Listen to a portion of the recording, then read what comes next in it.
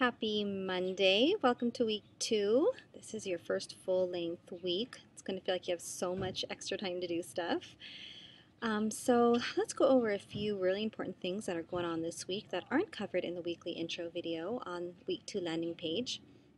Firstly, you should all be in discussion forum groups now.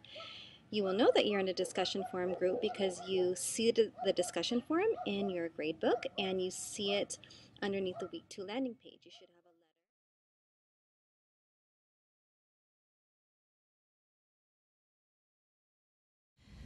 my weekly videos, they're pretty short in length, but what I do is I find either a good spot in my house, or sometimes I take my students on a little field trip somewhere interesting, so that I can kind of talk about wherever I'm at or use it for the ambiance that's connected to some kind of content. And I just take a few moments on my computer. It's super easy. I actually do mine on Photo Booth. And I think about it in advance. I give myself kind of a little informal, some talking points, and then I just do it really naturally. I think the students really appreciate that. It's just me talking to them about really what's going on just in that week. It also gives me this opportunity to integrate anything that might be going on in the news, or something that was of interest to me, or something that I think will be relevant to them, or something going on campus. So it feels personal, and I'm able to kind of connect to being in the moment with the students.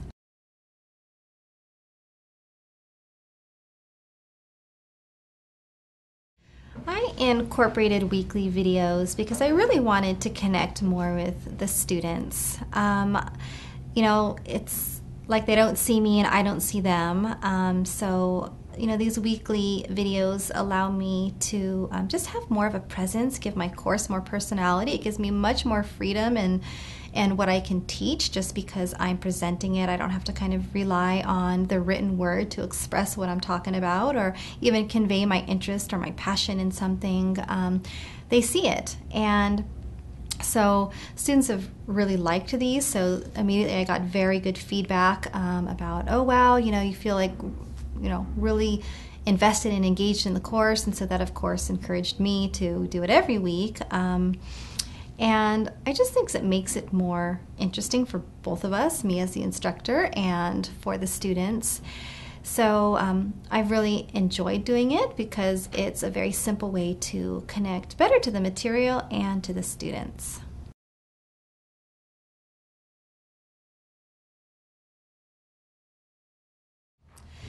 The results of the video is really what keeps me making videos, is that I think the biggest thing for me, just besides the really positive feedback, is this huge reduction in emails of all sorts. So partly, I give this information in the video, so cut down on information-based emails. So they listened to it. It also kind of reinforced what I had written. So I have things written and then I have them in video. They're not exactly the same, but they cover the same information. So students just had that reinforced, and it just is more interesting for them. And so it cut down on those kind of emails, but also cut down on emails that were really demanding or angry or rude. I think that in the online environment there's this level of anonymity that sometimes students feel like they can make a stand with you that they may not make with an instructor that's in person, or someone that they come to the office hours and talk to. I had experiences where emails were just really forward and borderline on disruptive behavior. And once I started having these weekly videos, I think it gave the course just a much more personable feel, and the reduction in those types of emails went down so much. I mean, a really, really dramatic reduction in students that felt angry, or they'd get upset that something wasn't a certain way. And instead of communicating with me, they would get upset. So they ended up using other things like course questions to kind of, vent. But after I had these videos, I feel like students felt like they were getting to know me and that I was a real person, which I am. And they just didn't do that as much, and it was so noticeable from doing that just after the first couple of weeks, and students appreciated it so much, and I found like their level of work to be of higher quality because it was this kind of feeling of reciprocity. I mean, I'm putting effort into this, and I just saw that their engagements in the discussion forums were much better.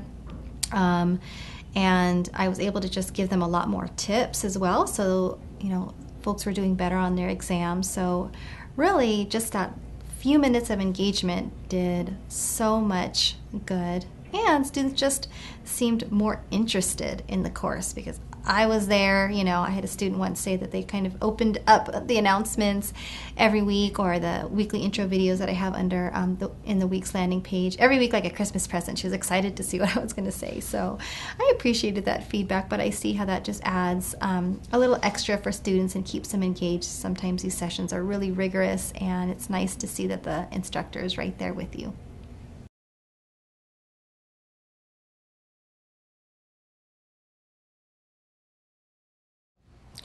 So my advice to instructors is do these videos. So it's a pretty, minimal amount of time and energy. I mean, obviously it takes some thought. I mean, I gave mine thought in advance. I looked at it in this kind of tips and traps model. Like I offered them some tips, and I talked about some traps like not submitting to the Dropbox on time and things like that. So, the content was very thoughtful, and I gave that some time before I filmed them.